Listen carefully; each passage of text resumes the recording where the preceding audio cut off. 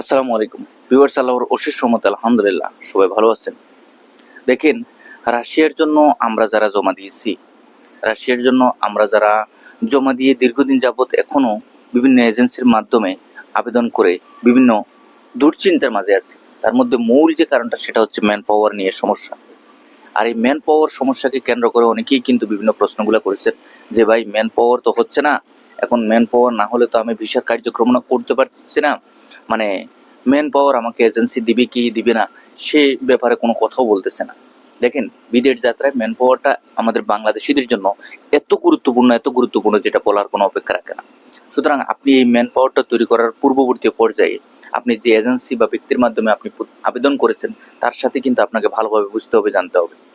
এখন একটা পর্যায়ে যদি আপনি ম্যান পাওয়ার সম্পর্কে কোনো ধারণা না থাকে, আপনি যার মাধ্যমে আবেদন করেছেন, যার কাছ থেকে আপনি জমা দিয়েছেন, তার সাথে আগে একটি ভালো বুঝ পরামর্শ করতে হবে।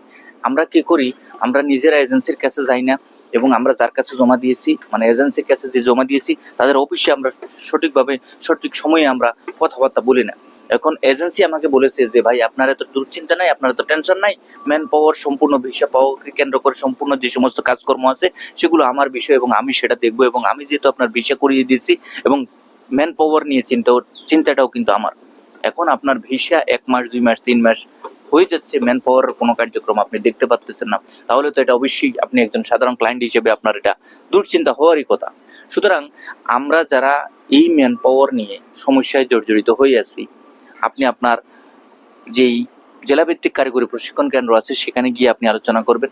সাথে সাথে সেখানে গিয়ে যদি আপনি কোনো ভালো ফলাফল না পান, আপনি ঢাকাতে যে ম্যান পাওয়ার বিএমএনটি কার্যালয় আছে সেখানে গিয়ে আপনি সরাসরি তাদের সাথে কথা বলবেন কিভাবে দ্রুততার সাথে আপনি আপনার কাজটা সমাধান করতে পারেন।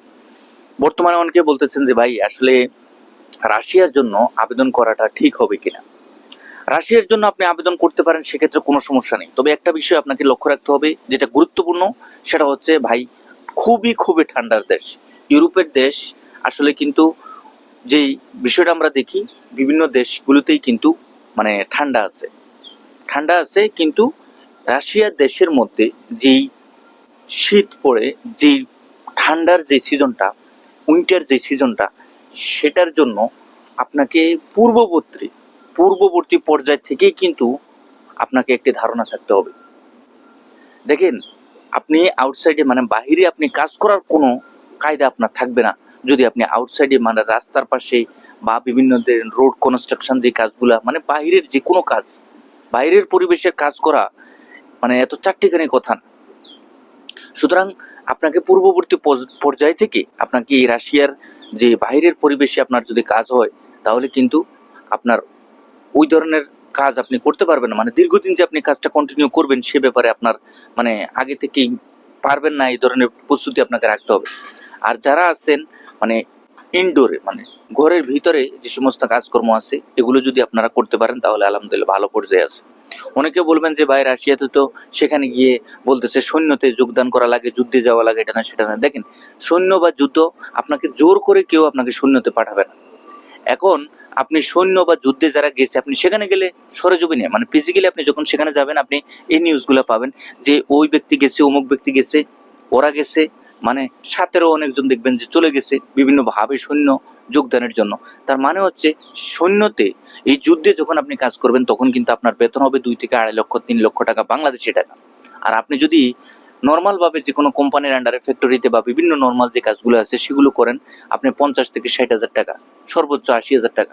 আর আপনি যদি যুদ্ধে গিয়ে কাজ করেন তাহলে আপনি বেতন পাবেন 2 থেকে 2.5 লক্ষ 3 লক্ষ সর্বোচ্চ বা তারও বেশি। অনেক সময় দেখা গেছে যদি আপনার পারদর্শিতা ফ্রন্ট লাইনে আপনি যদি কাজ করেন তাহলে আপনার বেতন আরো বেশি হবে। তো যারাই যেতেছে তারাই মনে করেন যে আপনার টাকার দিক দিয়ে চিন্তা করে যে আমি মোটা অঙ্কের বড় টাকা ইনকাম করব, তার উপর ভিত্তি করে যুদ্ধে চলে গেলে আমার অল্প সময়ের ভিতরে বিশাল বড় অঙ্কের টাকা ইনকাম করব, এটার উপর ভিত্তি করে কিন্তু অনেকে এই কাজটা করে। সুতরাং আমাদেরকে এই সমস্ত বিষয় সম্পর্কে, এই সমস্ত মূল পরিকল্পনা আপনাকে নিজেকেই করতে হবে। যেহেতু আপনি প্রবাস যাত্রায় যাবেন, যে দেশের উদ্দেশ্যে যাচ্ছেন সে দেশের ভবিষ্যৎ পরিস্থিতি এবং সেখানে গিয়ে আপনি কতটুকু সফল হবেন তার উপর ভিত্তি করে বর্তমান ভবিষ্যৎ সম্পূর্ণ সবকিছু বিচার বিবেচনা করে আপনি সামনে অগ্রসর হবেন। সবাই ভালো থাকবেন, সুস্থ থাকবেন। আগামীতে নতুন কোনো আপডেট নিয়ে খুব শীঘ্রই আপনাদের সামনে উপস্থিত হবো। আল্লাহ হাফেজ।